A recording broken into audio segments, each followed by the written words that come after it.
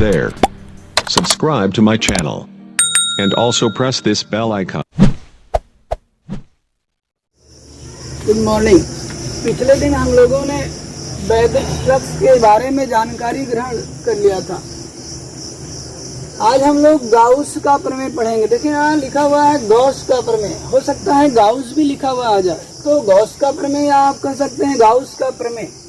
इसे हम गाउस का नियम भी कहते हैं। देखें क्या है गाउस का प्रमेय। कथन आप बहुत ध्यान से समझे। स्टेटमेंट क्या है, इन्होंने क्या बताया था। इन्होंने बताया किसी बंद पृष्ठ, आप फुटबॉल ले लीजिए, किसी बंद पृष्ठ से निर्गत, फुटबॉल का पृष्ठ आप ले लीजिए समझने के लिए, किसी बंद पृष्ठ से निर्गत कुल वैद्युत फ्लक्स उस पृष्ठ के अंदर, यानी फुटबॉल लिए हैं तो फुटबॉल के अंदर, उस पृष्ठ के अंदर उपस्थित कुल आवेश का 1/ε0 गुना होता है। कथन आप बहुत ध्यान समझ लीजिए का स्टेटमेंट कि कोई आपके पास क्या है, पृष्ठ है, वो हम यहाँ से बनाने का प्रयास करते हैं। देखें आप, ये आपके पास एक पृष्ठ है, इस पृष्ठ के अंदर आपने कुछ आवेश रख दिया है, क्यों कूलाम का आवेश मान रख दे रहे हैं आप।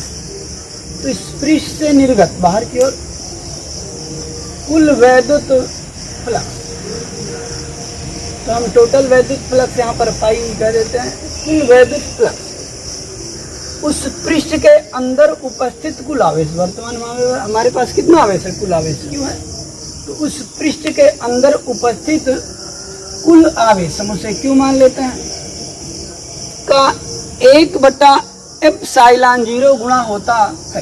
तो ये जो वैद्युत फ्लक्स है यह पृष्ठ के अंदर उपस्थित कुल आवेश का मतलब आप समझ ही रहे होंगे, का 1/ε0 गुणा होता है।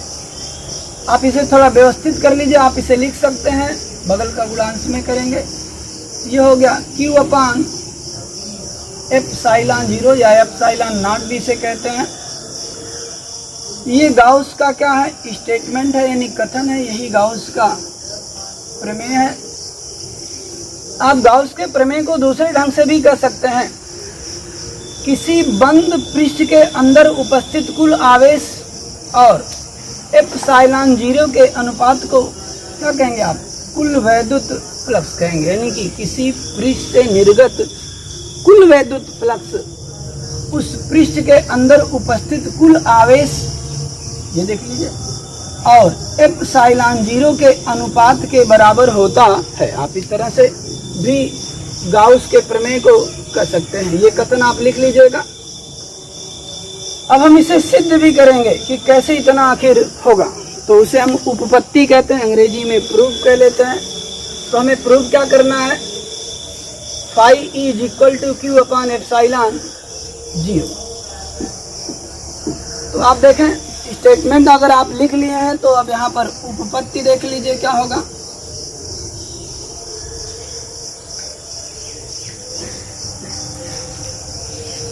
उपपत्ति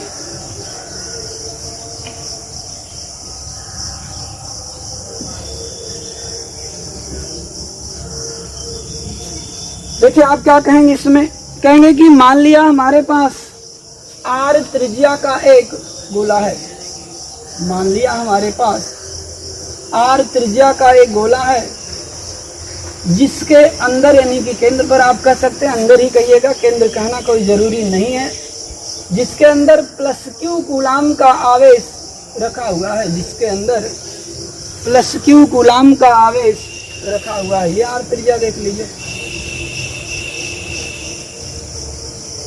इसमें वैद्युत क्षेत्र की दिशा इधर होगी, बाहर की ओर होगी। तो देखें ध्यान से, ये r त्रिज्या है, यानी कि केंद्र से परिधि जो आप कह लेते हैं, यानी कि पृष्ठ कह लेते हैं, पृष्ठ का जो दूरी है वो क्या है, r है। तो आप इसे सममितता कह सकते हैं। सममितता के कारण इस गोले के समस्त पृष्ठ पर वैद्युत क्षेत्र की तीव्रता E का मान क्या होगा, समान होगा। तो इस फिगर के बारे में आप लिखिएगा, हम आपको बता देते हैं क्या लिखेंगे। आप लिखेंगे कि मान लिया r मीटर त्रिज्या का एक गोला है, जिसके अंदर +q कूलाम का आवेश रखा हुआ है। तब गोले के पृष्ठ पर उत्पन्न वैद्युत क्षेत्र की तीव्रता, आप नई लाइन से लिखेगा तीव्रता, तो तीव्रता कितनी हो जाएगी देखें 1/4 पाई एप्सिलॉन 0। आप चाहें तो इसके अंदर जो माध्यम उसका माध्यम का परावर्तांक भी ले सकते हैं, हम इसे छोड़ दे रहे हैं। इंटू होता हमारा Q बटा बीच की दूरी का वर्ग। अब तनिक आप ध्यान देखिए, आप इसे समीकरण 1 मान लीजिएगा, समीकरण 1 ये हो गया।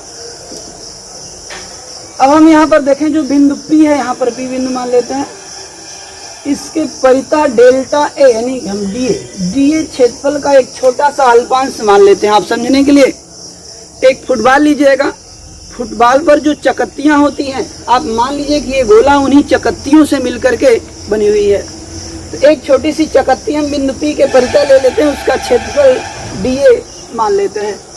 तो बिंदु P के परितः यदि डीए क्षेत्रफल का अल्पांश माना जाए तो हम यहाँ लिखेंगे यदि बिंदु P के परितः, लिख भी देते हैं, चलिए, यदि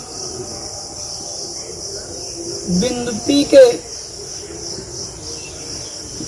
परितः डीए क्षेत्रफल का अल्पांश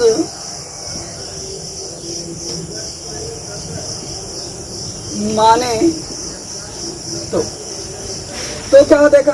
क्या होगा देखें, इसी पृष्ठ जो आप अल्पांश मान रहे हैं इससे निर्गत वैद्युत फ्लक्स ये हो जाएगा आपका डी फाई ई बराबर कितना हो जाएगा देखें, आपने परिभाषा भी पढ़ा था वैद्युत फ्लक्स की, उसके अनुसार ये हो जाएगा E इंटू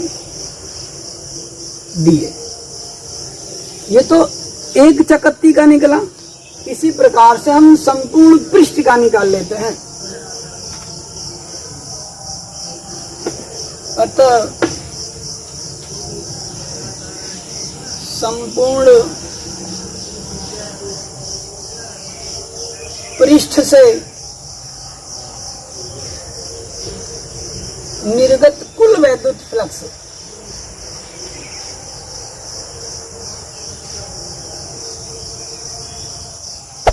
Hey there.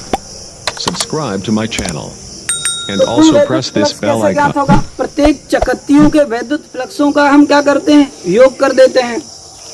तो अब देखें आप, तब इस प्रकार से हम लिख लेते हैं फाई ई इक्वल टू, ये आपका हो जाएगा देखें, आप देखिए ध्यान देखिए, एक चकत्ती का इससे मान लेते हैं हम निकाल लेते हैं फाई1, सोचिए, या फाई1 यहाँ लिख लेते हैं, दूसरी चकत्ती का कितना होगा फाई2 होगा, तीसरी चकत्ती का कितना होगा फाई3 होगा, अब तो सो एनवी चकत्ती का आप समझ गए होंगे फाई1 होगा। इसको हम क्या करते हैं, जोड़ लेते हैं।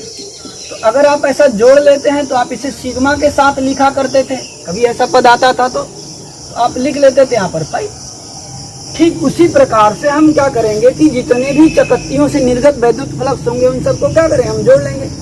तो जोड़ता हुआ यहाँ पर न दिखा करके हम सीधे दिखा लेते हैं, और ये जो सिग्मा है इसको हम यहाँ पर सरफेस इंटीग्रल से दिखाते हैं। आप चाहें तो यहाँ पर ऐसे लिख सकते हैं। तो अब देखिए क्या हो जाएगा, ई डी हो जाएगा, ये क्या हो जाएगा, समस्त पृष्ठ से यानी कि वक्र पृष्ठ से, यानी कि आप कह सकते हैं गोले के पृष्ठ से निर्गत कुल वैद्युत फ्लक्स आपका ये हो गया। आप सभी जानते हैं कि ई का मान क्या है, पृष्ठ पर समान है, तो आप इसे लिख सकते हैं phi E is equal to, E को हम क्या करेंगे सरफेस इंटीग्रल से बाहर कर लेंगे, ये हो गया आपका सरफेस इंटीग्रल इंटू डीए। ये सरफेस इंटीग्रल इंटू डीए क्या हमें सूचित कर रहा है, इसको यहीं पर लिख देते हैं, बाकी डेरिवेशन आप यहाँ देख लीजिए।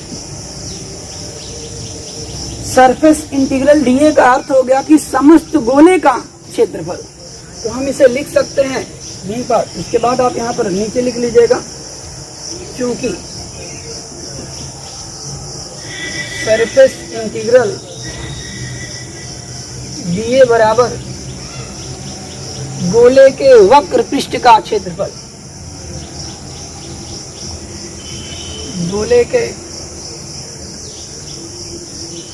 पृष्ठ का क्षेत्रफल। ये कितना होता है आपका, देखें 4 पाई r स्क्वायर। तो हम क्या करते हैं, इसको आगे बढ़ा लेते हैं। तो हम यहाँ पर देखें, लिख सकते हैं phi E is equal to E into, देखें सरफेस इंटीग्रल dA का मान हमारा कितना लिखा जाएगा, 4 पाई r स्क्वायर। इसको हम मान लेते हैं समीकरण 2।